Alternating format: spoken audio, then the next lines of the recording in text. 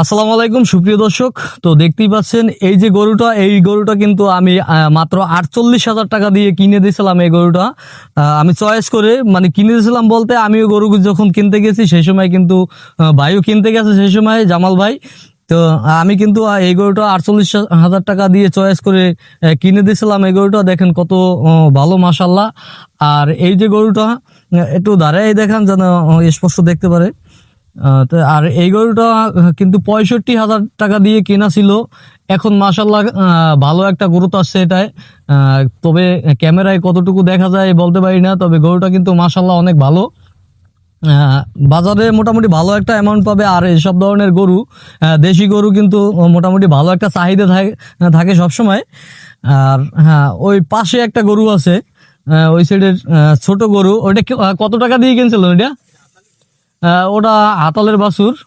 পরে এদিকে দেখান।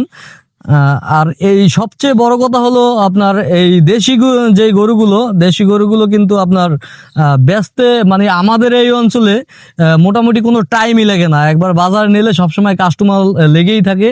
কিন্তু অন্যান্য যেই ফ্রিজিয়ান যেই সব গরুগুলো, ওগুলো একটু কাস্টমার কম থাকে আমাদের এই অঞ্চলে। আর এই দেশি গরুগুলো কিন্তু সবসময় কাস্টমার থাকে।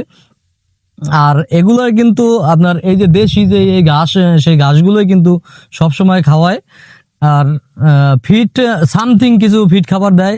আর আমার মতে, আমার ভিডিওগুলো আপনারা দেখছেন, আমি যেই পর্যাপ্ত যেই ফিট খাবারগুলো যেই দিই, সেগুলো যদি এই গরুগুলোকে দেওয়া হতো, তাই আমার মনে হয় যে এই গরুগুলোর চামড়া পুরো বডিটা একেবারে গোল হয়ে যেত। এটা যেই খাবারগুলো দিলে, আর এগুলো কিন্তু একেবারে ন্যাচারাল পদ্ধতিতে যেই পালা, যেই ক্ষেতের যেই ঘাসগুলো সেগুলোই কিন্তু এগুলো খাওয়ানো হয়েছে গরুটা। আর এই গরুটা কিন্তু দেখলে মানে এতটাই আমার দ্বারা এত পছন্দ লাগে গরুটা, যা বলার বাইরে।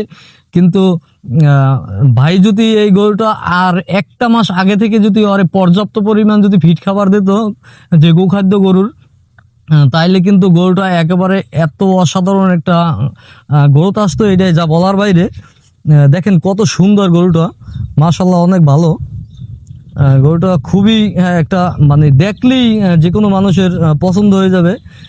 দেখা যায় 2-3 ভাগের যে কুরবানি যারা দেয়, তাদের কিন্তু মোটামুটি একটা ভালো এইসব ধরনের গরু কিন্তু পছন্দ থাকে তাকে।